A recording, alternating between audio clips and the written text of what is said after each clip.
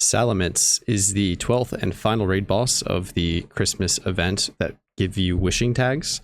You need to complete it to then unlock Jirachi.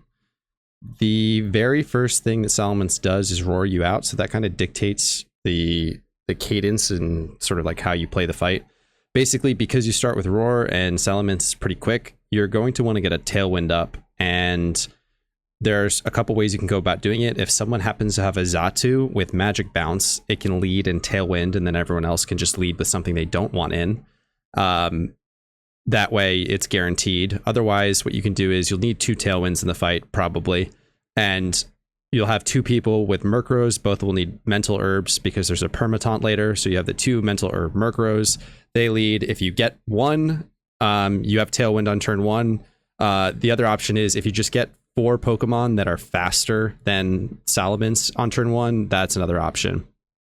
I recommend you lead with either your Cloisters, which is a really easy Pokemon. A lot of people have those, just because Cloyster can live before Salamence's Moxie boosts make it super, super strong. So on turn 1, the Cloyster can potentially live and give you an extra free 6% attack.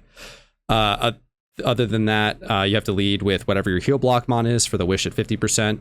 And then you're just going to be re-rolling over and over again until you either get fast Pokemon in on turn 1 or you get a Murkrow in on turn 1. The main Pokemon that you're going to want to be bringing are ice types because of that 4 times damage boost.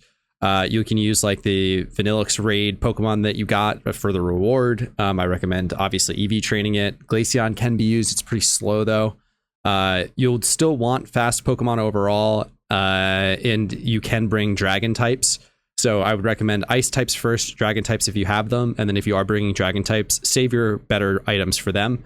The 4 times ice weakness makes most ice type attacks hit cap, and if you're hitting cap with very low items, you can save the choice bands for your Hydreigons, let's say Dragon Pulsing, or your choice bands for your Garchomps.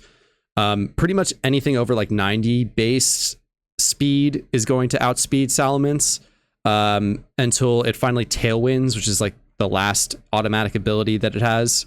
There's a permataunt. That's why you need that mental herb. I mentioned that already, but then the last ability is the perma tailwind that happens at around 20 to 30%. You'll need to pay attention to which turn you use tailwind. So let's say you use tailwind on turn 1. It's the normal turn 5, so it lasts 4 turns. You'll have to pay attention if you decide to use, you got all fast Pokemon on turn 1, then you'll need to make sure that you tailwind on turn 6, the last turn. You'll want to save those high base speed Pokemon for the last 2-ish turns when it's your tailwind versus their tailwind. That it basically negates both tailwinds. So you'll want to use, like I said, those 90 plus base speed Pokemon. So if you do have those dragons, they're useful in that slot. Your Hydreigons and Garchomps, for example, will work there.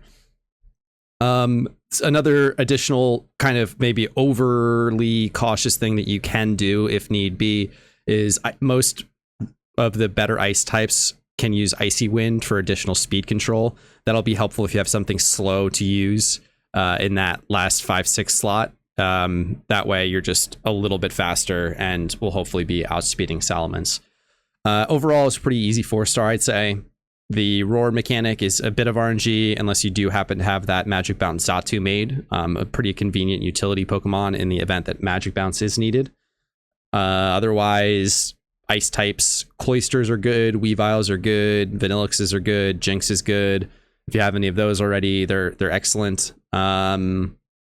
And that's pretty much it. Jirachi is the final boss of the raid sequence. So we ended up with 16 if you count the Jirachi 5-star raids in about 7 days.